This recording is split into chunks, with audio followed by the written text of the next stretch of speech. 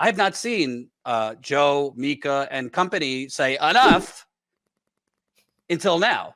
Why was it not enough when Israel, the IDF, accidentally shot at starving Palestinians rushing a food truck, the Flower Massacre? Why was it not enough Al-Shifa Hospital? I mean, we could go down the list and list. They killed their own hostages. Yes, yes. Where was that in the, like, I mean, I would have thought that would have been a little bit more eye-opening for people. But before we came on air, you said, well, Joe and Mika care because it's, you know, white people. White people. Yeah. Oh, yeah, no, absolutely. I mean, to me, all of these people on the wrong side of history have made it very clear that they prioritize white life, Eurocentric life over, you know, the other. They've made that very clear. I've been asking since the beginning, what exactly is the exchange rate? You know, is it 1 Israeli per 500 Palestinians? Is it 1 Israeli for 1,000? But then you have to question but they kill their own. So the truth is they don't even really care enough about their own people if it allows them to kill more Palestinians. Right. That's how you know that what they're saying is absurd. So, you know, and the fact that whatever, Mika and Joe, I actually thought when I saw Don't Look Up, you know how it was sort of like a farce of them? I actually thought that they were the farce. Like, I never knew that was a real thing for a really long time. Like, they're absurd to me. So, yeah, I mean, and by the way, maybe it's because, you know, one of their donors or corporate sponsors knows José Andrés, or, you know, that's his personal chef, or he knows so-and-so. And so they care. And, there's, you know, and they're white. It just says so much. And I want to broaden this out to Ukraine, too, because where I live, I was seeing at the beginning of Russia, Ukraine, all these flags on, you know, suburban homes for Ukraine. I'm not saying that's a bad thing necessarily, but I never saw them for Syria. I never saw them for Somalia. I never saw them for Afghanistan, Yemen. It just seems to be, and this doesn't mean people are bad people, but they're subconsciously, let's put the flags in front of our houses for the white people in Ukraine. Exactly. But not for the Palestinians in Gaza, not for the kids starving and being missiled at weddings in Yemen, and on and on. And I think people, especially the neoliberals, especially the conservatives, need to look at themselves and see, why do I have a different standard? Because when Russia was bombing marketplaces or hospitals in Ukraine, Morning Joe was aghast. CNN was aghast. Right. The politicians were aghast, and rightly so. But this has been going on for 6 months. They're only aghast because José Andrés, who, I'm sorry, it's horrible what happened. I feel for their families. I feel for him. But he's kind of part of that celebrity limousine liberal crew. And kudos to him, because he went after Biden. He went after saying this was not an accident. And I'm not saying that was hard for him to do, but he's kind of part of that like limousine liberal class. So it just seems like they only care when it was aid workers attached to a white celebrity chef. Yeah, well, it's always, and here's the thing for a lot of those people, and it's generally very privileged people for the most part, like that we see with the Ukrainian flags. And it's a certain type of people. And even though they are so sanctimonious about it, and yeah, they're the ones that are at the end of the day, they're saying it matters more to me when white people die than when brown people die or whatever. But our media only feeds them that narrative too.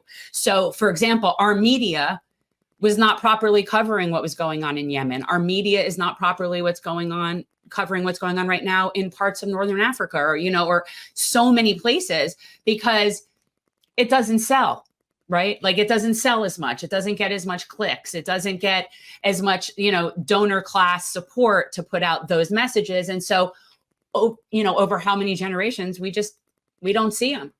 So, I mean, it's a bunch of things.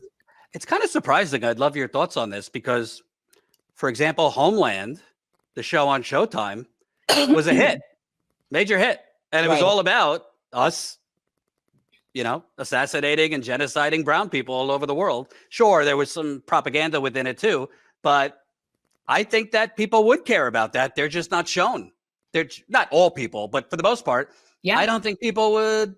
I think people would want to know and see if we're bombing, you know, weddings in Yemen or Somalia. They only see what the media wants us to see, which is a continuation of Cold War propaganda against Venezuela and name your communist or socialist country, but they're not seeing, all the genocides we have carried out or aided in all these other countries. And I will say, Colin, let's play. Even I with just want this, to tell you another reason that I think that why we see it in the places we see it is that the places we see it are both economically and militarily advantageous for us to be involved in. And so we need to manufacture consent in certain places. That's what it's really about. It's about we manufacture consent when we need to be involved militarily. So if it doesn't really suit us in any way, we don't need to show that because we don't need to get people to care about, like, let's say the Sudanese. We don't need to care about the Sudanese. We need to care about Ukraine because it's a NATO situation. But we don't need to care about the Sudanese people because that doesn't benefit us. So we don't need to tell them that they're being massacred or whatever country. That's why. And I'd like to ask you, because in America, I mean, laws are kind of flexible depending on who it is. But, there are laws that if a doctor, fucks up on surgery or malpractice, you could be sued. In some cases, you could even be have criminal penalties. If BP blows up the Gulf of Mexico, there will be fines and maybe some penalties.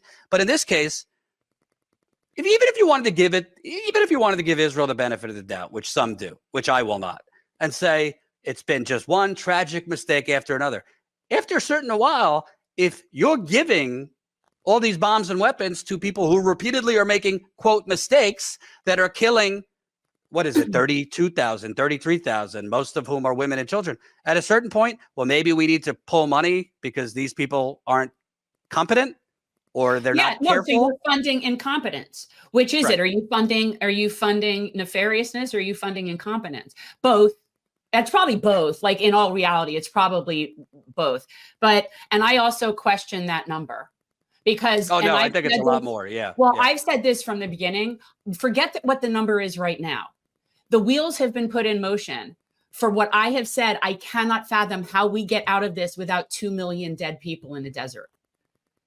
So if somebody can explain to me how at this point, 6 months in, we're still arguing about terminology and as to who is or is not letting aid in, and we're still arguing about this, these people are going to die at this point. The wheels are in motion, people. So that's the problem. So you could say whatever number it is now, but that, first of all, it does include people that are missing. And so who knows what that number is, which the idea that you at this point wouldn't include people that are missing is so stupid because where would they be? So, and so, no, I don't see how this is being without 2 million dead people. And, what really kind of bothers me the most is the elephant in the room. Everyone is wondering, even, people who are progressive, they're kind of playing dumb. Why is Biden willing to risk his presidency? Why is Biden willing to risk this? Anybody ever see who's funding his campaign? Jeffrey Katzenberg is his co-chair. Just happened to give $20 million to my old employer. But anyway, Jeffrey Katzenberg, major Zionist. Haim Saban, who did 3 fundraisers for him. He's the guy who kind of stole the Power Rangers from the Japanese and became a billionaire. He was one of Hillary Clinton and Bill Clinton and Nancy Pelosi and Chuck Schumer and Harry Reid's top donors forever and ever. A big Democratic Party bigwig yelled at Democratic politicians in 2018, I believe, during that onslaught of Gaza, which was a lot less severe, for condemning Israel. Well, he's given a lot of money to Biden, and Biden is still in the 1980s mentally. Well, not mentally, because he's kind of mentally not. I mean, his philosophy is still in the 1980s of money, money, money, money. That's the only way we could compete. So to me, he's making the moral decision to, I'll call this a war and to hell with the consequences, but I need to raise money from these people. And the bottom line is, I'm saying this because it's true and I follow money and politics for a living. You could call it anti-Semitic if you want, but all you got to do is just look at the money. A lot of the big donors who donate to both politicians are either Jewish themselves or super Zionistic or both. And if Biden pulls money or puts conditions on that money, he believes there's going to be hell to pay politically. Republicans will attack him. He'll lose independents, this and that. But at this point, you're losing the whole younger generation, not just for this election, but perhaps permanently. You're losing a lot of independent voters. So I think you're going to lose either way. Why not just do the right thing? Because they don't care. There is that. They really don't care. And they also don't care if they lose, because they win when they lose. And if Trump wins, they fundraise. And if he does, like this, we've talked about this so many times. The people in that class of people, it doesn't matter to them one way or the other. The same corporations own them. They both are bought and paid for by the same level of whatever Zionist organizations or lobbying groups, whatever. It doesn't matter. So what does he care if he loses? First of all, I don't think he really wants to sit there another 4 years. He can barely sit up now. So I think he'd be perfectly fine riding off into the sunset and just letting it be. I really do. I don't think he cares.